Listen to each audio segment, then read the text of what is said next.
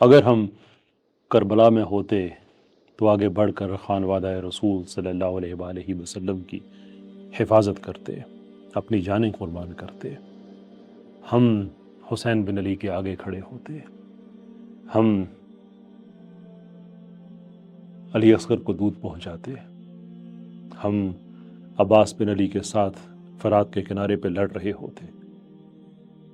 یہ وہ ساری باتیں ہیں اور اس سے بہت بڑھ کے باتیں ہیں جن کا اظہار ہم عام طور پہ کیا کرتے ہیں، دل سے کرتے ہیں۔ اللہ ہم سب کو اجر دے یہ نیک جذبات رکھنے کے۔ لیکن اگر ہم اس کربلا میں نہیں ہیں تو اس کا مطلب یہ تو نہیں ہے کہ اسلام پہ حملے ختم ہو گئے ہیں، اہل بیت پہ حملے ختم ہو گئے ہیں۔ کتنی ڈاکومنٹریز میں بات بتا چکا ہوں کہ یہ حزب الشیطان نامی گروپ پاکستان میں آیا ہوا ہے، جس لیول کی یہ توہین کر رہا ہے۔ میں محرم کے حوالے سے صرف میں آج اہل بیت کا میں ذکر کر رہا ہوں اس میں، ویسے تو انہوں نے کوئی نفوس قدسیہ میں کوئی ہستی چھوڑی نہیں ہے، لیکن صرف اہل بیت کے حوالے سے اگر ہم بات کریں اور کیسے کریں کہ جو لوگ کہتے ہیں کہ اگر ہم ہوتے تو زینب بنت علی کی چادر کبھی ان کے سر سے نہ جاتی۔ اللہ تمہیں اجر دے یہ بات کہنے کا، لیکن آج یہی مقدس نام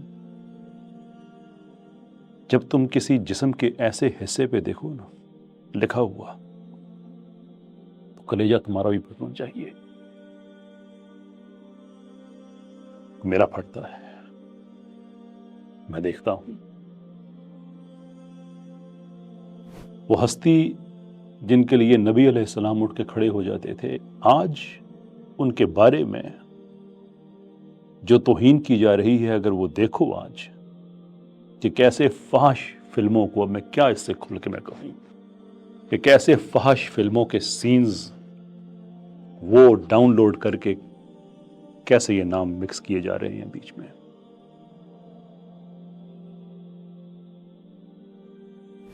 تم اس کربلا میں نہیں تھے، تم اس میں ہو۔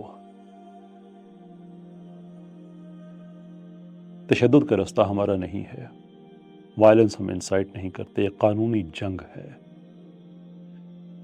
عدالتوں میں ہے۔ جو کچھ ہو رہا ہے وہ ڈھکا چھپا نہیں ہے، کیونکہ یہ بند کمروں میں توہین نہیں ہو رہی، بلکہ یہ اوپنلی ہو رہی ہے، فیس بک کے گروپوں میں ہو رہی ہے، سوشل میڈیا پہ اوپنلی ہو رہی ہے، ہزاروں کے حساب سے لنکس ہیں وہ بنے ہوئے ہیں۔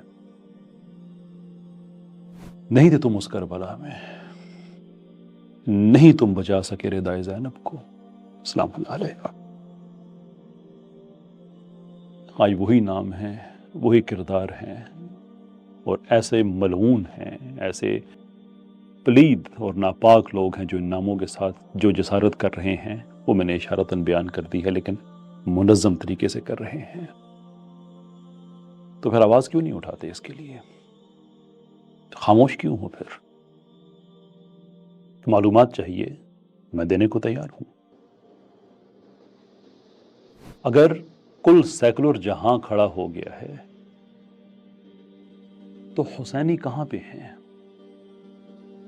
اگر کل سیکولر جہاں قادیانیوں کا جہاں کھڑا ہو گیا ہے ان گستاخوں کو بچانے کے لیے، جن میں سے صرف 3-4 صوبے پکڑے گئے ہیں، 4,500 درخواستیں بھی باقی ہیں، اور وہ کھلم کھلا پروگرام کرتے ہیں، وہ کھلم کھلا دھمکیاں دیتے ہیں، وہ لوگوں پہ طریقے سے وائلنس انسائٹ کرتے ہیں، جو ان ملزمان کو قانونی طریقے سے کیفر کردار تک پہنچانا چاہتے ہیں، اور دوسری طرف اللہ عز و جل نے تمہاری ناتمام خواہشیں اس کو پورا کرنے کا ایک موقع تمہارے سامنے رکھا ہے کہ تم نہیں تھے اس کربلا میں، لیکن یہاں پہ تو ہو، یہاں پہ تو ہو۔ تو ہم تمہیں نہیں کہتے جنگلوں میں چلے جاؤ، دریاؤں کے پاس چلے جاؤ، سڑکوں پہ جاؤ، تشدد کرو۔ ہم صرف ایک بات کہتے ہیں، لکھ سکتے ہو تو لکھو، بول سکتے ہو تو بولو، وکیل ہو تو ہمارے پاس آؤ، تمہیں بتائیں کہ ان مقدمات میں کیا ہو رہا ہے۔